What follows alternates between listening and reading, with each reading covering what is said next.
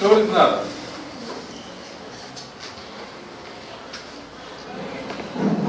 Bien, jovencitos, el día de hoy vamos a hablar sobre las leucemias, y a mí me ha tocado hablar sobre las leucemias crónicas.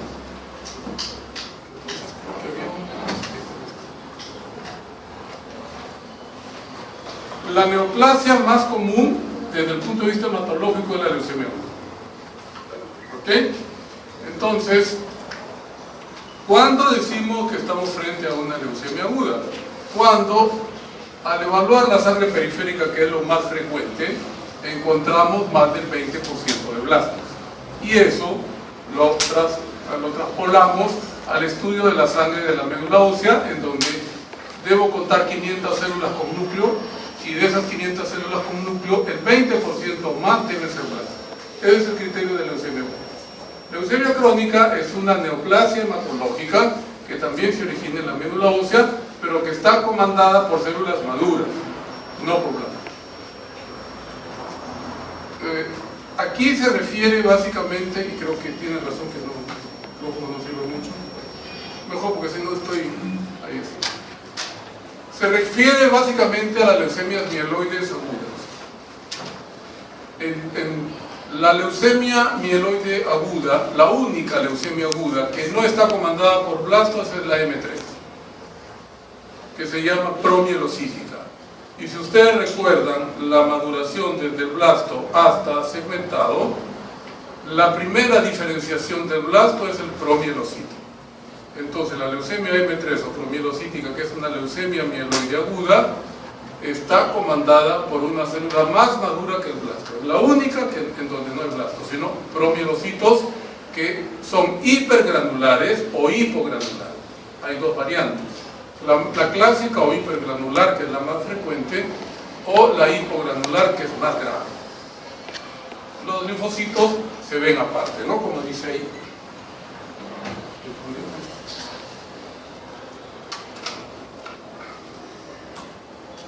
En relación a los tipos de blastos, y estamos hablando de los blastos linfoides, los blastos los puedo catalogar o clasificar en dos tipos. El blasto tipo 1 es el más inmaduro. Se caracteriza porque el citoplasma, que es escaso, carece de gránulos, y el núcleo, que es grande y ocupa casi toda la célula, está conformada por una cromatina laxa. La relación núcleo-citoplasma es elevada, o sea, si hago una relación en la célula, el núcleo ocupa casi toda la célula y usualmente presenta muchos nucleones. El blasto tipo 2 es más o menos similar al anterior, pero ya aparecen los gránulos llamados azurófilos, donde se encuentra la mieloperoxidasa. Entonces, la leucemia mieloide aguda se caracteriza porque es mieloperoxidasa o simplemente peroxidasa positiva. Como les decía, los promielocitos ya no son blastos, es la primera diferenciación del blasto. Se caracteriza porque es una célula grande con un núcleo excéntrico. No hagan caso a los errores ortográficos, por favor. La cromatina del núcleo está un poco más condensada que el blasto, pero sigue siendo laxa. Y la característica más resaltante es que en el promielocito clásico el citoplasma está lleno de gránulos de diferente coloración. Y estos gránulos liberan una serie de proteínas como la serotonina, histamina, que activan la cascada de la coagulación. Por lo tanto, la leucemia M3 es la que más se complica con un cuadro catastrófico desde el punto de vista de la coagulación, que es la coagulación intravascular diseminada, y se constituye en una causa muy frecuente de muerte antes de empezar el tratamiento, el CID.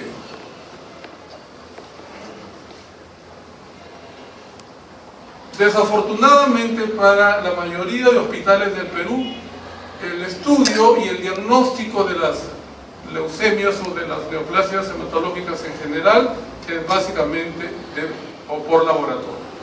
Entonces, la mayoría de hospitales tenemos la primera fase, ¿no? Que es el acceso al microscopio de luz, porque vemos la morfología de la célula. Entonces yo puedo decir, ¿es un blasto o no? Es una célula madura. Pero ahí nos quedamos. Lo que está a continuación está en los llamados institutos. Y para el MINSA, el único instituto que tenemos en el Perú es el Neoplásicas. Entonces, todos nuestros pacientes del 2 de mayo, porque yo trabajo allí, que van a tener un estudio para tipificación de una leucemia aguda, van a ir en referencia, no ellos, sino su sangre, hacia el INEN, para que me digan, en primer lugar, la estirpe de la leucemia, si es una leucemia, ¿no? ¿Cómo se la estirpe de la leucemia? Por un examen que se llama citometría de flujo. La citometría de flujo es un examen que se usa para estudiar los líquidos. Como la sangre medular es un líquido, pido citometría de flujo. Y con ella sabré el inmunofenotipo, o sea, me da el tipo de blasto y su grado de maduración. Se expresa en CD. ¿Qué significa CD? Grupo de diferenciación en inglés. Cluster of Differentiation. De ahí viene el CD. Después, todas las neoplasias hematológicas deben tener un estudio cromosómico, porque el 50% o más van a tener una alteración adquirida del cariotipo. Y por último está el estudio de los oncogenes, que se hace a través de la biología molecular con la técnica de PCR. Entonces, en el 2 de mayo, que es un hospital 3-1, solamente por encima de él está el Neoplásicas, igual que casi todos los hospitales grandes, ¿no? Como Cayetano, Loaiza, tienen la misma situación, en donde nosotros llegamos hasta aquí. Y todo el resto tiene que ser referido al Neoplásicas para que, ya sea por correo electrónico o porque el familiar del paciente va y recoge el resultado en físico, nos llega, pues, en el caso de la leucemia, usualmente la citometría. ¿Cuándo utilizo la inmunistoquímica? Cuando el tumor es sólido, caso de los linfomas, que también me toca hablar el lunes. Me toca hablar sobre el linfoma de Hodgkin. ¿Ok? Simplemente para mostrarles una citometría a los que no están en el 2 de mayo, porque creo que los que están en el 2 de mayo ya han visto, ¿no? La citometría de flujo tiene esta característica. En primer lugar, que el líquido que está en la máquina destruye las células y las estudia en su contenido. Entonces, me dice, como está acá, la cantidad o la población anormal que está en esa sangre, que puede ser sangre periférica o sangre medular. En este caso hay 81.7, por lo tanto, no hay duda de que es una leucemia aguda, porque se está refiriendo a los blastos. Y hemos dicho que una leucemia aguda tiene más del 20% de blastos, ¿verdad? Entonces, no hay duda que es una leucemia aguda. Ahora, ¿por qué les muestro esta citometría, como les dije, a los de mi hospital, que ya es vieja? Porque es del 2011. Porque el que en esa época informaba las citometrías de flujo era bastante ordenado. Agrupaba a los marcadores monoclonales o CD en 3 columnas. En la primera columna los precursores, en la segunda columna los marcadores mieloides y en la tercera columna los marcadores linfóides. Entonces, fácil de entender y fácil de explicar. El primer marcador y el más importante es la mieloperoxidasa, porque me dirime entre una leucemia linfoide o mieloide aguda. Y aquí dice que está negativa, por lo tanto me está negando que sea un simiano. Doctor, usted es el que quiere hablar, pero no. No, tú. Mielocítica. Exacto, mieloide aguda o mielocítica, ¿no? Entonces me niega que es mieloide, por lo tanto debo inferir que es linfoide, ¿verdad? Entonces voy a los precursores y busco el TDT. ¿Qué significa TDT? Desoxitransferasa terminal. Que cuando es positivo me dice que la estirpe de la leucemia aguda es linfoide. Entonces, la citometría me está negando que la leucemia es mieloide y me está confirmando que es linfoide. Doble prueba. Al final es una leucemia linfoide aguda. El marcador CD34 es un marcador de célula madre y se puede encontrar tanto en las leucemias agudas linfoides como mieloides. Lo único que me dice es que hay población muy inmadura. Después miro la columna de los marcadores mieloides y veo que todos son negativos. Voy a la columna de los marcadores linfoides y los marcadores linfoides que son positivos son los TIRP-B, ¿no? 19, el 20 que está acá, si mal no, sí, ¿no? 20, que son B, y el 10 que también es B. Por lo tanto, puedo concluir que esta persona, que tiene 17 años y es una mujer, tiene una leucemia linfoide aguda de estirpe B. Esa es la conclusión. ¿Cómo está acá, no? Hay algo compatible con un cuadro de una leucemia linfoide aguda B. ¿Por qué dice estallido común puro cuando el CD10 es positivo? Esto significa que es común puro. ¿Por qué él menciona también el linfoma linfoblástico? El linfoma linfoblástico, como seguramente le dirán en la clase, es un linfoma no Hodgkin de alto grado de malignidad, que rápidamente toma la médula ósea, y cuando llega a la médula ósea se convierte en una leucemia aguda. Entonces, como la persona que procesa la muestra, que es un tecnólogo médico, y quien lee la muestra, que es un patólogo clínico, no saben dónde empezó la leucemia, o el cuadro, tienen que mencionar las dos entidades. ¿Quién sabe? El dueño del paciente, en este caso los médicos del 2 de mayo, ¿no? Sabíamos que había empezado en la médula, por lo tanto es una leucemia. Y si empezó como un linfoma, al tomar la médula se ha convertido ya en una leucemia, al final es lo mismo. Bien, eso era lo que quería mostrarles, y creo que es un poco más adelante.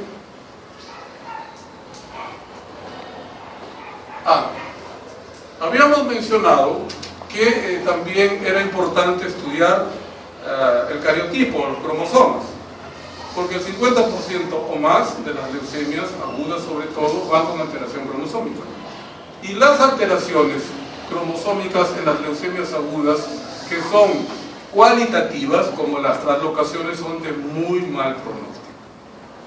¿Ok?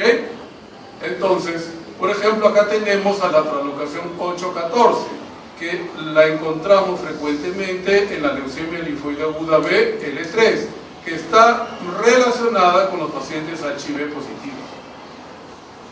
O este cromosoma, que lo vamos a ver ahora en la leucemia mieloide crónica, la translocación 922 o cromosoma Filadelfia. Cuando se presenta la leucemia mieloide crónica es un dato de buen pronóstico. ¿Por qué? Porque me está avisando que la leucemia mieloide crónica es sensible a la acción de los inhibidores de la tirosina. Pero cuando se presenta en una leucemia aguda es de mal pronóstico. ¿Ok? Entonces, y aquí estamos estudiando la leucemia linfoide aguda. Por lo tanto, si yo encuentro una translocación 922 en un paciente con una leucemia aguda, es de mal pronóstico. Como dice acá, lo podemos encontrar en el 5% de la población infantil y en el 20% de la población adulta. Y así tenemos otras translocaciones que van a empeorar el pronóstico del paciente que tiene un cuadro neoplásico.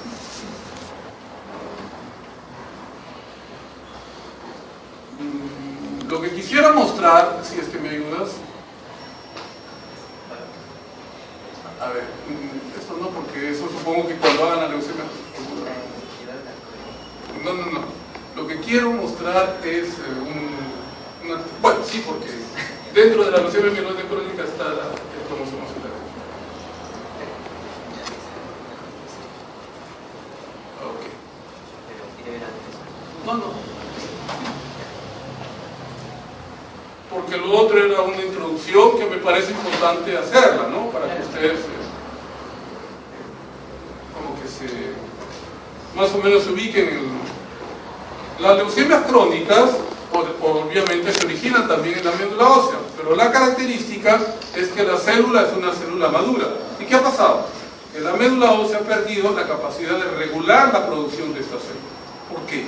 Porque adquiere una alteración cromosómica. Por eso.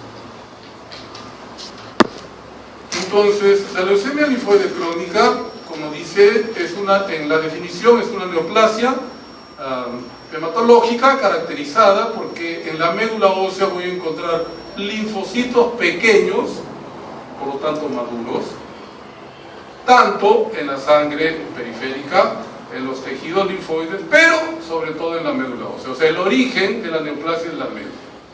Como está también en el segundo párrafo, es la neoplasia hematológica más común en el mundo occidental para el adulto mayor. Y dentro de los tipos de linfocitos, las leucemias linfoides crónicas más frecuentes son las leucemias de estirpe B, que ocupan el 98%.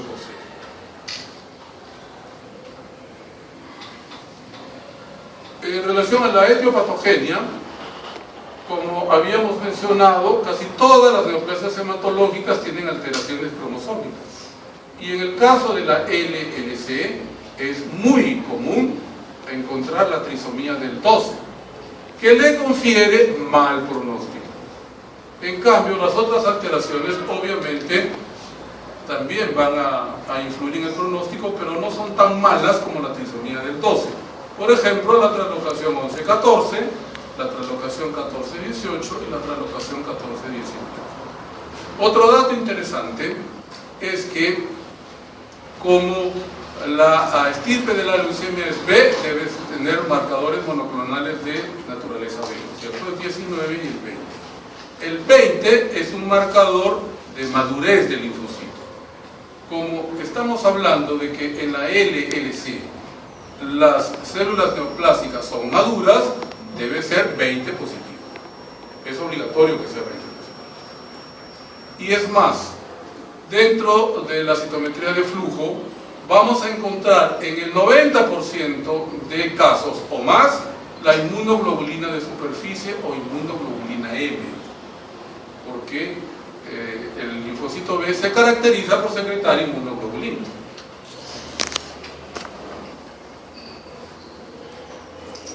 En el cuadro clínico de una persona con leucemia linfoide aguda, a lo largo del desarrollo de la enfermedad puede encontrar una anemia hemolítica autoinmune, porque los linfocitos son maduros. ¿Y qué producen los linfocitos maduros? Inmunoglobulinas, ¿verdad? Y las anemias hemolíticas inmunes están mediadas por inmunoglobulinas. Puede encontrar púrpura trombocitopénica inmune, por lo mismo. Aquí la fisiopatología de la anemia hemolítica inmune y del PTI son iguales. ¿Qué es lo que cambia? La célula blanco. En la anemia hemolítica es el rojo o eritrocito. En cambio, en la púrpura trombocitopénica inmune es la plaqueta, ¿no? Pero la fisiopatología y las causas son las mismas. Después puede encontrar aplasia eritroide pura, es decir, va directamente a la médula ósea y ataca solamente a las células rojas, o puede atacar solamente a las células blancas y ocasiona linfopenia. Puede atacar también a los linfocitos y ocasiona hipogammaglobulinemia en el 75% de los casos. El cuadro clínico se presenta en personas mayores de 50 años en el 90% de casos, y de los cuales el 25% son asintomáticos. En nuestro país, que es un poco peculiar en cuanto a la salud, pues esto puede cambiar un poco, ¿no? Porque los hospitales tienen más, los enfermos, ¿verdad? No es como en otro país que uno se chequea una vez al año para ver cómo está. Por lo tanto, eso de que haya cuadro asintomático está básicamente digamos, establecido en la literatura internacional. Países que tienen un poco más de desarrollo, no solamente económico, sino sobre todo educativo, con respecto al tema. La relación en sexo está a favor del sexo masculino, 2-1 en relación al femenino. ¿Qué voy a encontrar en el cuadro clínico de una persona que tiene una LLC? ¿Qué es la fatiga? El cansancio, ¿no? Malestar general, y sí puede encontrar adenomegalia inolora. La adenomegalia neoplásica se caracteriza básicamente por 3 características. Primero, que no duele. Segundo, que el ganglio es duro. Y tercero, que está adherido a los planos. Lo mismo sucede en los linfomas. Y después puedo encontrar, no es obligatorio, crecimiento del vaso, recordando que el vaso es un órgano linfoide B secundario. Es un órgano linfoide. Cuando el cuadro empieza a avanzar, la persona empieza a referir pérdida de peso, y lo más frecuente son las infecciones respiratorias altas recurrentes, sobre todo virales. Entonces llegan mucho por gripes, entre comillas, ¿no? Cuando aparece la anemia y la hemorragia por la trombocitopenia, se asume que la persona está en la fase final de la enfermedad. Entonces, por ejemplo, yo tengo un paciente que es venezolano, pero no de los que han venido en esta oleada de crisis humanitaria, entre comillas, ¿no? Ellos sabrán cómo será. Él vino hace más o menos 10 años porque se casó con una peruana, se jubiló en su patria y se vino a vivir acá. Al año de estar en Lima, se hace un chequeo, como estaba acostumbrado, y de repente tenía 20.000 leucocitos, de los cuales el 80% eran linfocitos.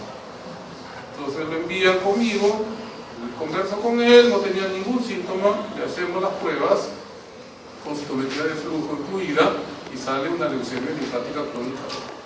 Hasta ahora no ha progresado la enfermedad, se ha quedado allí.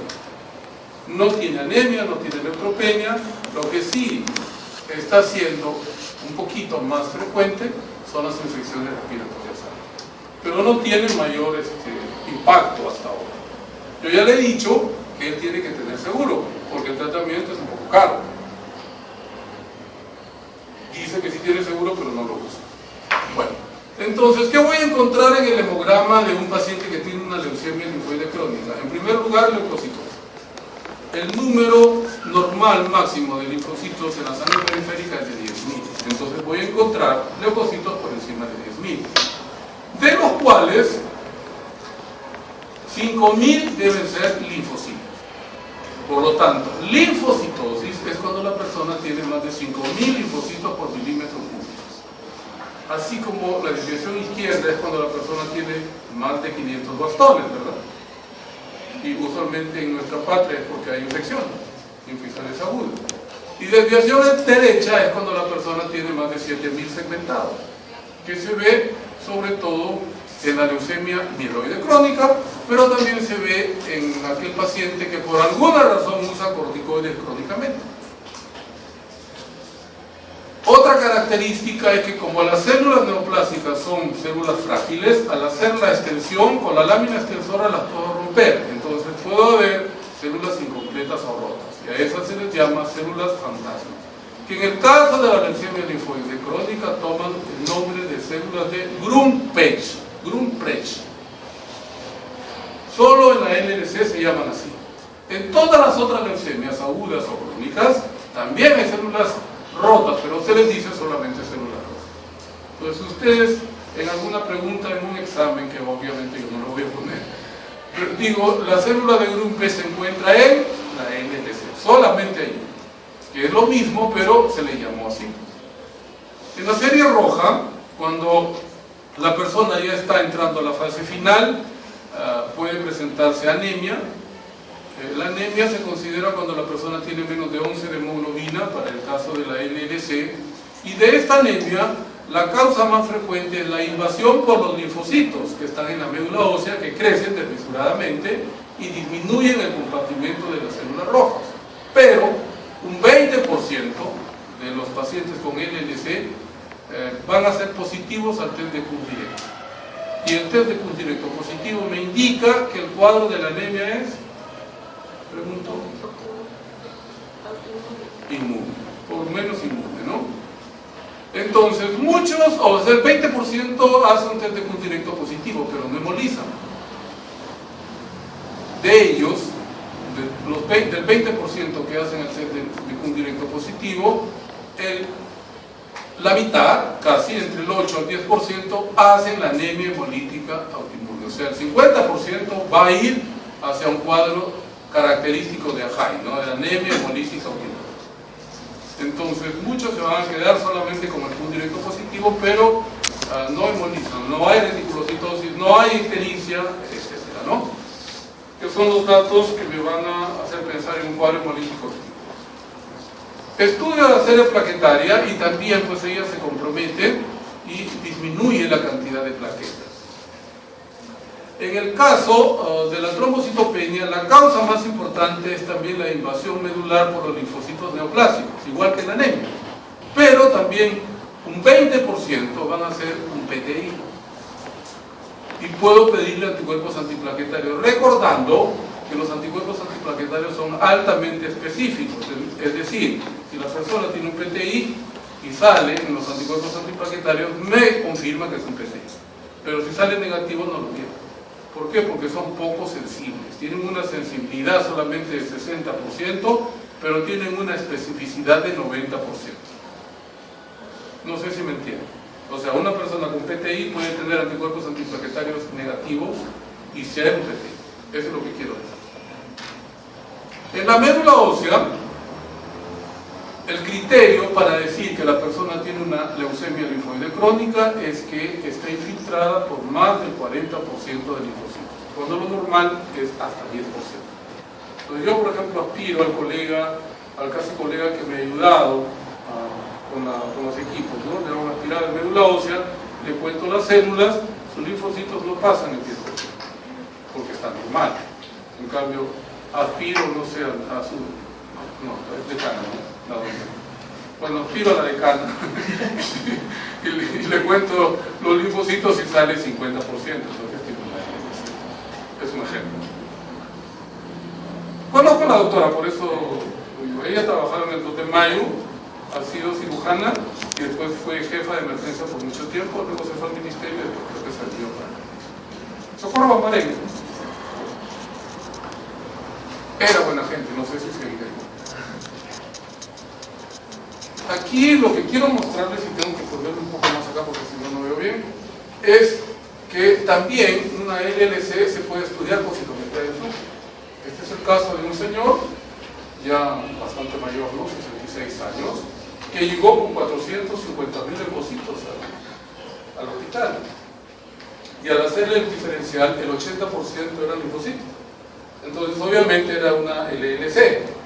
Pero le dijimos a la esposa si podía pagar una citometría de flujo, porque dicen que es del año 2007, o sea, todavía no había convenio del Plan Esperanza, en donde el INEN tiene que recibir a la sangre de nuestros pacientes sin costo, siempre y cuando pertenezca al sitio.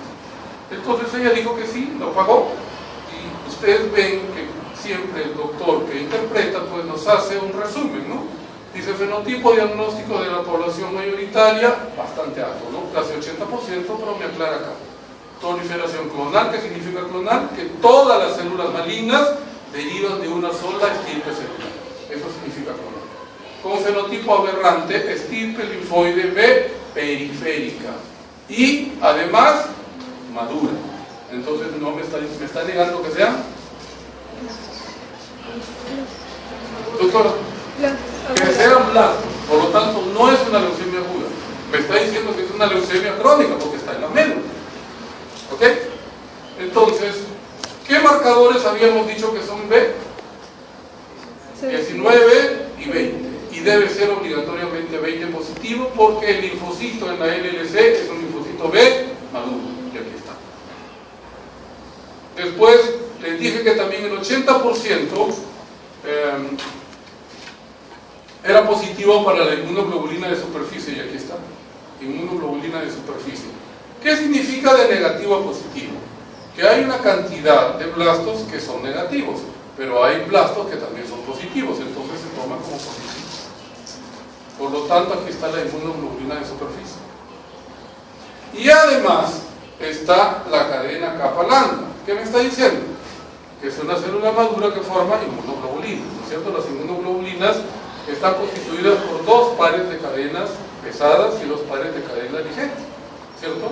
La inmunoglobulina se llama A, G, M, D o E de acuerdo a la cadena pesada. Si la cadena pesada es A, la inmunoglobulina es A. Pero todos van a tener dos cadenas ligeras, capa y lambda. En este caso, es positivo para la cadena lambda. Entonces, la interpretación también, pues, dice acá, un desorden linfoproliferativo crónico, probable LLC. ¿Por qué? Él me llama por teléfono, porque nos conocemos, ¿no? Y me dice, oye, ¿qué tiene tu paciente? Yo le digo, para mí es una LLC, solo que viene con más de 400.000 leucocitos.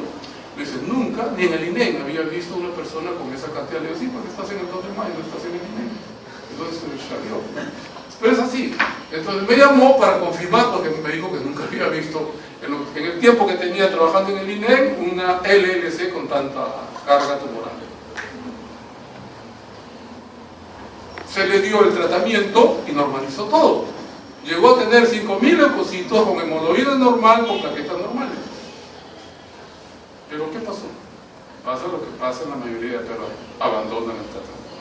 Por eso nosotros somos un pueblo con una TBC multilogo resistente, ¿no es cierto? Porque el paciente llega, le sigue el tratamiento y cuando se siente mejor, cree que ya se curó y ya no regresa. Regresa cuando se ha hecho resistente a la penicilina y ya prácticamente no se puede hacer. Ese es nuestro drama. ¿Y qué evitaría eso? La educación. O sea que el gobierno tiene mucho que trabajar, ¿no? Y mucho dinero que desviar hacia lo que vendría a ser la educación. Entonces, el pronóstico y la evolución de un paciente con LLC se hace a través del estadio en que pertenece a la graduación de Reich, después lo vamos a ver. El estadio 3 es cuando hay anemia, hemoglobina menos de 11. El estadio 4 en romanos cuando hay trombocitopenia, plaquetas menos de 100.000. Y cuando esto sucede, el paciente se considera de alto riesgo. Después, cuando la médula ósea tiene un patrón infiltrativo con linfocitos difusos, o sea que está prácticamente tomada toda la médula. Y en el estudio cromosómico, cuando se encuentra la trisomía del 12, que habíamos dicho que era la más frecuente y la del pésimo pronóstico. El otro punto es la edad. ¿Por qué? Porque cuando se es más viejo, se tiene más de 50 años, la médula ósea se vuelve fibrótica y ya no acepta el trasplante. Entonces ya no hay posibilidad de curarlo con un trasplante de médula ósea, que sería lo ideal. Cuanto más viejo, más fibrótica es la médula y más grasa. Entonces el trasplante no queda. Y aquí está la gradación de Reich. Tiene 5 estadios. El estadio 0 es en donde solamente la persona tiene leucocitosis y linfocitos. No tiene las dos, que es el caso del venezolano que les he contado, ¿no? Por ejemplo, tiene, qué sé yo, 30.000 leucocitos y de ellos 10.000 son linfocitos. Pero no tiene adenopatías, no tiene visceromegalia, no tiene síntomas. Entonces, en este contexto, la sobrevida sin tratamiento es mayor de 150 meses y se considera de riesgo bajo. Estadio 1 en romanos, cuando a lo anterior se le agrega adenopatías. La sobrevida cae a casi 100 meses y se considera un riesgo ya casi intermedio, ¿no? El estadio 2 es cuando a lo anterior se le agrega visceromegalia, hepato y o esplenomegalia. La sobrevida cae a 70 meses y el pronóstico o riesgo se considera intermedio. Y aquí sí está lo bravo, como habíamos mencionado. Estadio 3 en romanos es cuando la persona tiene menos de 11 gramos de hemoglobina. Miren cómo cae espectacularmente la sobrevida, ¿no? A menos de 20 meses. Por el hecho de tener anemia o trombocitopenia. Se considera de alto riesgo. Y el 4, aquí hay un error, ¿no? Porque debería ser menos de 100.000. Acá dice más de 1 millón. Aquí hay que corregir. Menos de 100.000 plaquetas por milímetro cúbico también es de alto riesgo. En relación al tratamiento, cuando empezó el tratamiento de la anemia, de la leucemia linfática crónica, se daba un alquilante, que en este caso era el clorambucil, y siempre un corticoide. Cuando una persona tiene una enfermedad donde participan los linfocitos, y sobre todo los linfocitos B, siempre se utilizará en su esquema de tratamiento prednisona. Por lo tanto, en el lupus, en la artritis reumatoide, que también son enfermedades de por linfocitos, se utilizan los prednisona.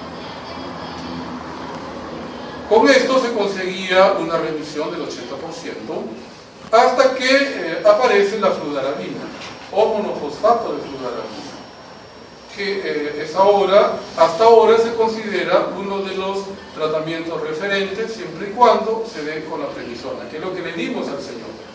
Y su médula ósea normalizó. Sus leucocitos bajaron y su hemograma estaba normal. También puedo utilizar los esquemas de poliquimioterapia que se utilizan en los linfomas de Hodgkin. ¿Qué significa CBP? Ciclofosfamida, vincristina, prednisona. Siempre un corticoide. ¿Qué significa CHOP? Ciclofosfamida, doxorubicina, vincristina, prednisona. En este caso, la O es el nombre comercial de la vincristina, oncovin, de ahí viene la O.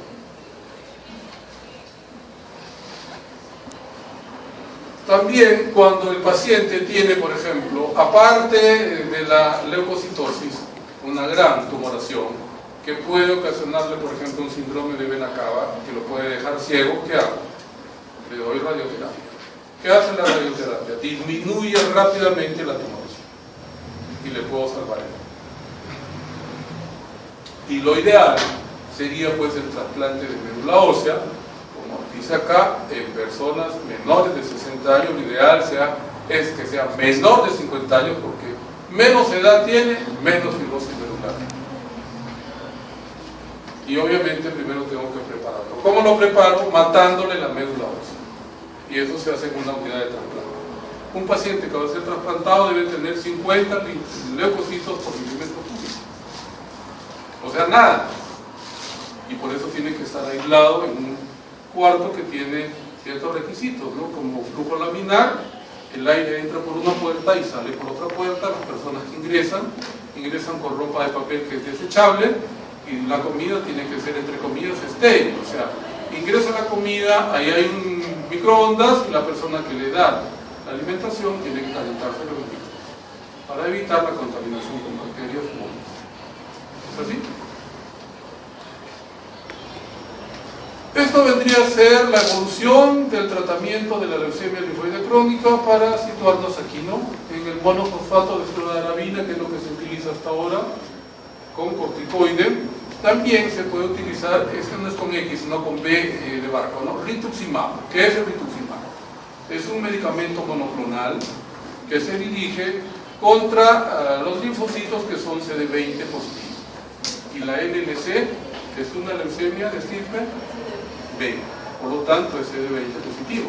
Hemos dicho que el CD20 es un marcador de madurez del linfocito y debe ser B. El rituximab se da a dosis de 375 miligramos por metro cuadrado, una vez a la semana, por 4 o 5 semanas. Y esto vendría a ser un flotil de sangre periférica, en donde se muestra pues que todas las células se parecen. O sea, un hemograma, igual que un aspirado de médula ósea, cuando yo lo veo al microscopio, debe ser diferenciado. ¿Qué significa diferenciado? Que predominen los neutrófilos, que son las células maduras que nos van a defender. En este caso se ha perdido la diferenciación. ¿Por qué? Porque todas las células son iguales, son mononucleares, con núcleo compacto y escaso citoplasma, son linfocitos entre comillas normales. Pero ¿qué ha pasado? Que la médula ósea ha perdido la capacidad de regular la producción. ¿Por qué? Porque pidió una alteración cromosómica que le impide regular la producción. Entonces esos linfocitos que ella produce salen a la sangre. Igual acá, linfocitos maduros con citoplasma pues un poquito más notorio que en el caso anterior, pero son linfocitos maduros. Lo único que han hecho es que han perdido la capacidad de regular su producción. Y la médula ósea, como les decía, cuando se estudia, porque no es necesario estudiar la médula ósea, basta con hacerlo de la sangre periférica, la citometría de flujo.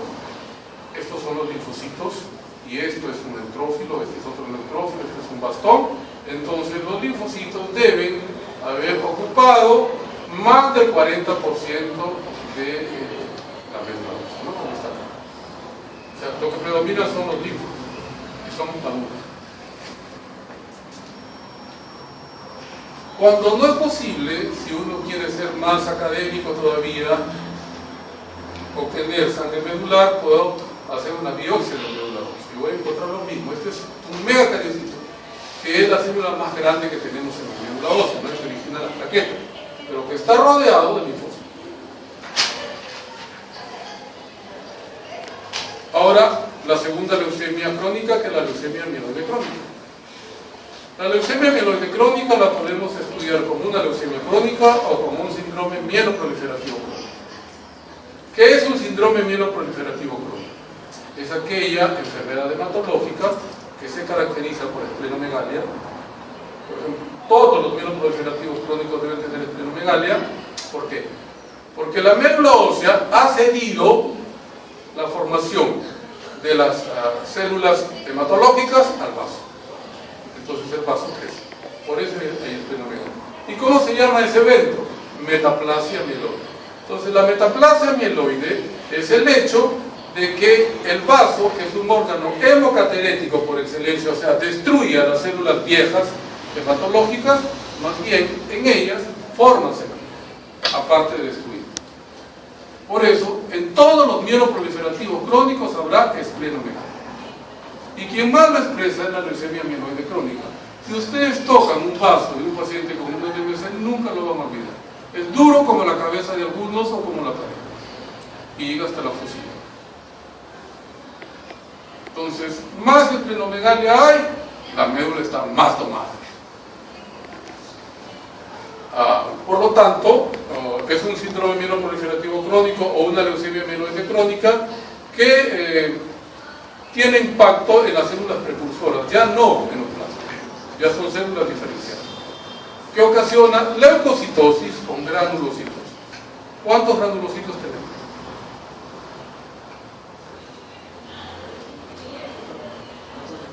Granulocitos. 3. ¿Cuáles son?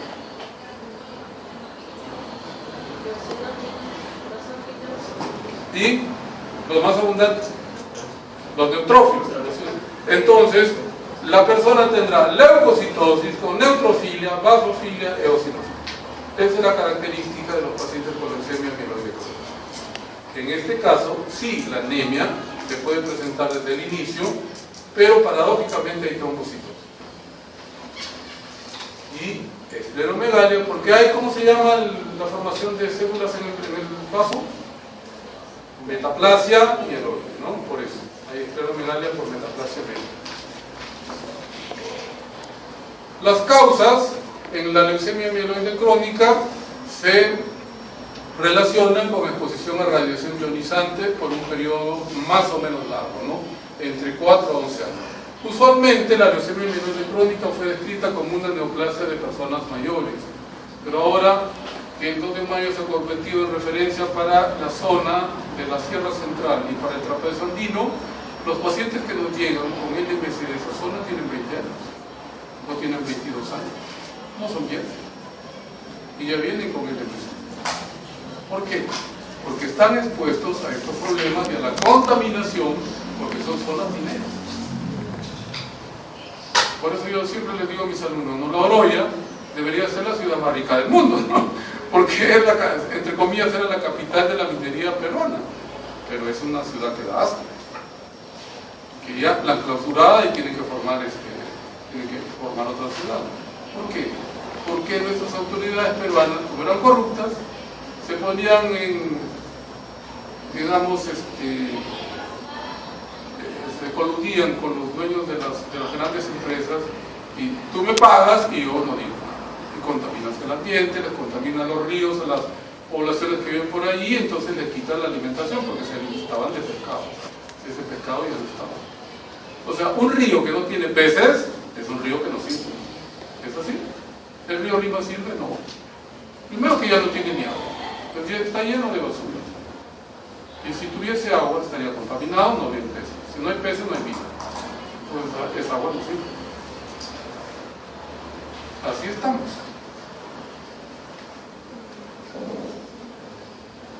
En relación a la etiopatogenia, la leucemia mieloide crónica se debe a una alteración de una célula pluripotencial, o sea, ya no un blasto, no sino una célula más madura.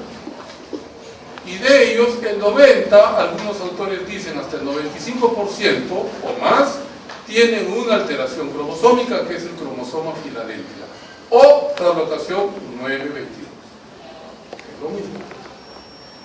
Entonces, esta translocación 922 origina lo que se conoce con el nombre de un gen quimérico. Este gen quimérico se llama oncogen BCR AB de barco, no G, ABL. Este oncogen BCR-ABL, ¿qué hace? Hace que la médula ósea no pueda regular la producción de los gránulos. Entonces, produce gran cantidad de gránulos, de todos los gránulos. Entonces, el oncogen BCR-ABL sintetiza en exceso esta proteína que se llama tirosinquinasa, que es la responsable de la granulopoiesis. Entonces la tirosinquinasa está sobreexpresada, y esta sobreexposición o sobreexpresión que hace que haya pues mayor formación de esta célula. La consecuencia será pues, la expansión de las células precursores granulocíticas, ya hay una menor sensibilidad a la regulación, por lo tanto hay aumento de la granulopoiesis, de los tres granulocitos. Representa el 20% de todas las leucemias en el mundo y el 3% de la leucemia infantil. Por lo tanto, una LMC puede estar presente en un niño, pero en los niños es de mal pronóstico. Y usualmente en los niños es cromosoma Filadelfia negativo. Entonces no les queda otra cosa que ir a trasplante de médula, porque no son sensibles a los inhibidores de la tirosinquinasa, porque no tienen la translocación 921. El cuadro clínico lo vamos a dividir en tres partes: la fase de debut o crónica, la fase de transformación o aceleración, se está transformando en una leucemia aguda, y la crisis plástica o leucemia aguda, siempre y cuando no haya recibido el inhibidor de tirosinquinasa, o sea, cromosoma Filadelfia negativo. La primera fase, que es la fase de debut, se caracteriza porque el paciente nos hace recordar a un paciente tuberculoso. Tiene fatiga con anemia, malestar general, molestias abdominales por la esplenomegalia, lo mismo que la llenura precoz, la pérdida de peso, ¿por qué?